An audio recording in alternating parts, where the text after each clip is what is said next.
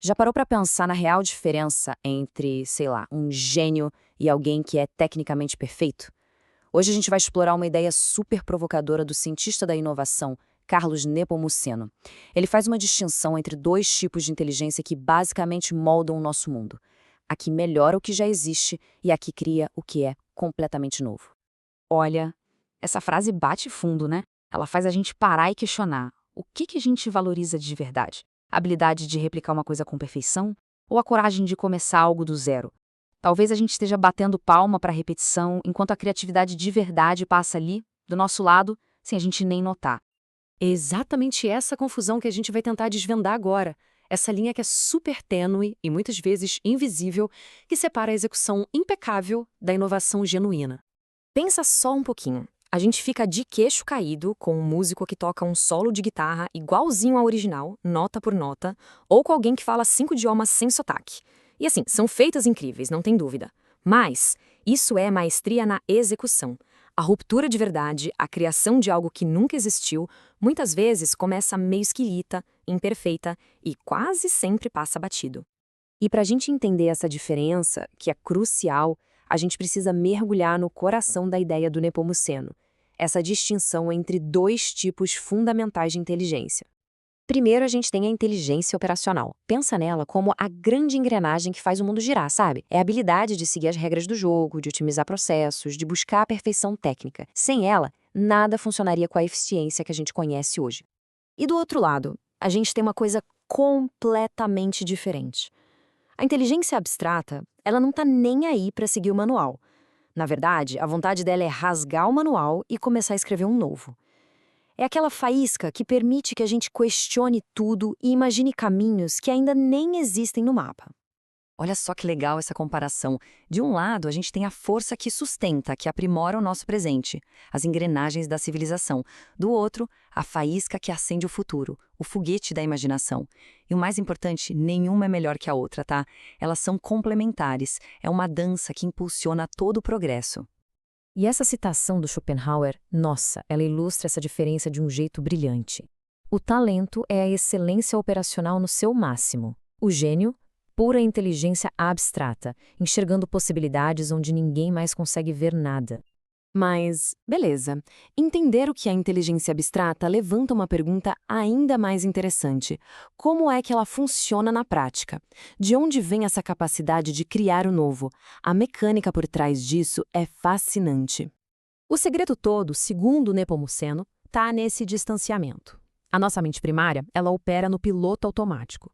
Mas aí entram as mentes reflexivas, que agem como se fossem observadores sentados numa espécie de bancada mental, olhando para esse piloto automático e se perguntando: peraí, por que a gente faz as coisas desse jeito? E se tivesse outro jeito? É nessa bancada, nesse espaço de autoobservação, que a inovação de verdade nasce. Essa é uma metáfora muito poderosa. Pensa bem, desde criança a gente vai absorvendo crenças, valores, jeitos de pensar do nosso ambiente. Esse é o nosso sistema operacional padrão, e ele fica rodando em segundo plano sem a gente nem se dar conta. E é exatamente por isso que a referência à pílula vermelha de Matrix é tão perfeita aqui.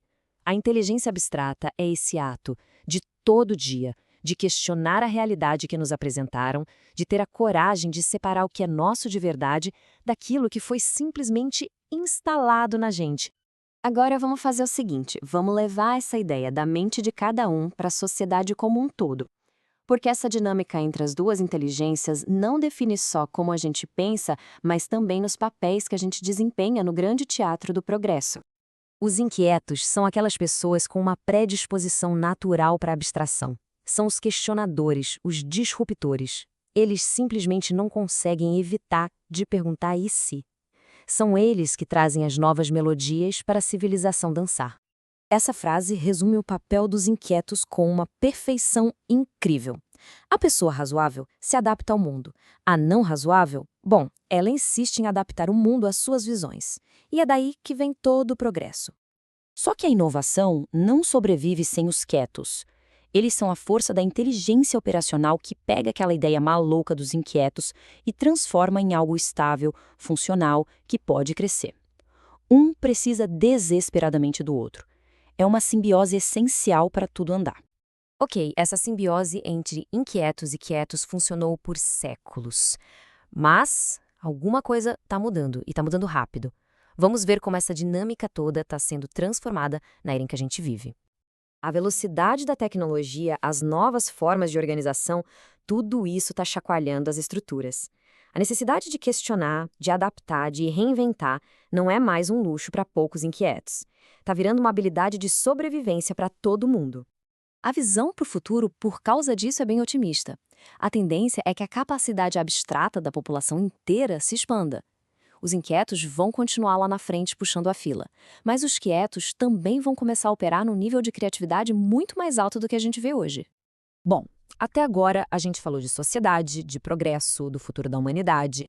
Mas como que essas ideias gigantescas impactam a nossa vida aqui e agora? Como essa jornada toda se conecta com a nossa busca pessoal por sentido, por felicidade? E aqui está o conceito-chave que amarra tudo: singularização.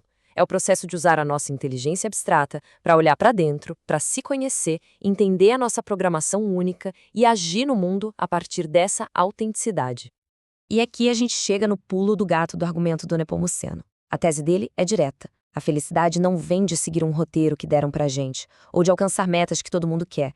Ela vem de expressar a própria singularidade. É uma consequência de viver alinhado com quem se é de verdade. E essa ideia, ela finaliza a reflexão de um jeito muito poderoso. Felicidade não é um destino, um lugar onde se chega.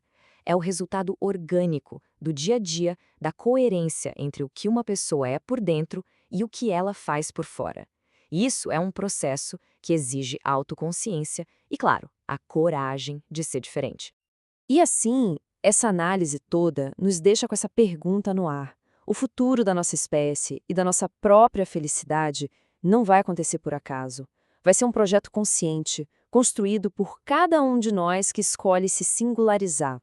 A questão que fica é: será que a gente está disposto a fazer essa escolha?